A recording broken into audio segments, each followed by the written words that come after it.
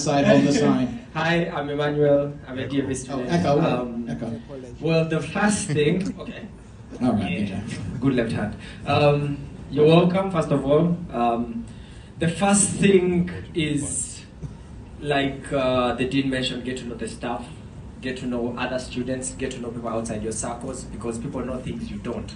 Okay, so talk to everyone, get to know everyone, and get familiar with everything. Someone you meet today may have some piece of information that you have never even heard of, your circles, your countrymates you have never heard of. So that's the first thing I would suggest. Get to know the staff, get to know other people. Yeah, you can answer that question. Okay.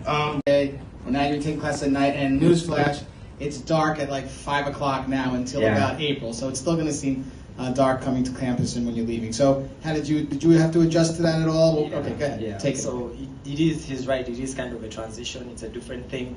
Most of us are used to like sun and setting at the same time all the day, your entire life. But here it's like 4 and it's dark. It will take some time to get used to. But what I would suggest is, first of all, you're in New York. There's lots to see. It's the greatest, most diverse city in the world. So come to school earlier, hang out, go to the library, go to the, and if, let's say most classes are at 5:30, come to number like 3, walk around. You never know. This city has a lot to offer. You may bump into something that may spark the next idea for a business, for a startup, for your project. So come to town earlier, roam around, get to meet other people, talk to other people, and then go to class. Now the evening part of the site, it being in the evening, it's good because most of us are not going to be doing anything during the day. So you'll be still recharged in the evening. The 7 to 9 ones can be a bit hectic, but it's the same. It's all good. The classrooms are really nice. You'll see them. The professors are really nice. You'll see them. It doesn't feel strenuous as you'd think. So there's no problem about that. Don't worry about that. All right. And if you do have a problem, speak to Echo. This is going to sound controversial, but what happens when most of us get here is we tend to cocoon ourselves. Telugu people are alone, Zimbabwe people are alone, Ugandans are alone, which is fine, it helps with homesickness, but you're in the greatest, most diverse city in the world.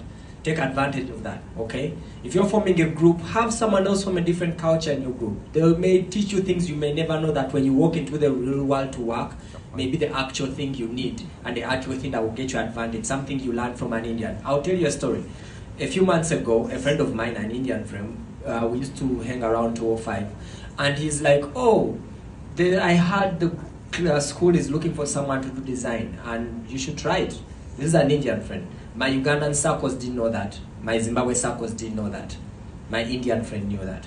That's something very important, because I kid you not, that's how the rest of your work life is going to be. Yes, LinkedIn, yes, Indeed, but at the end of the day, that's how you're going to get work. Someone you knew will be a cyber guy in the company will be like, I heard they needed a data science, some guy, would you come? Recommendation are still the #1 way to get into places. So make friends outside your bubbles, make groups outside people you're used to and outside your comfort zone, because that's what the real world is like, okay?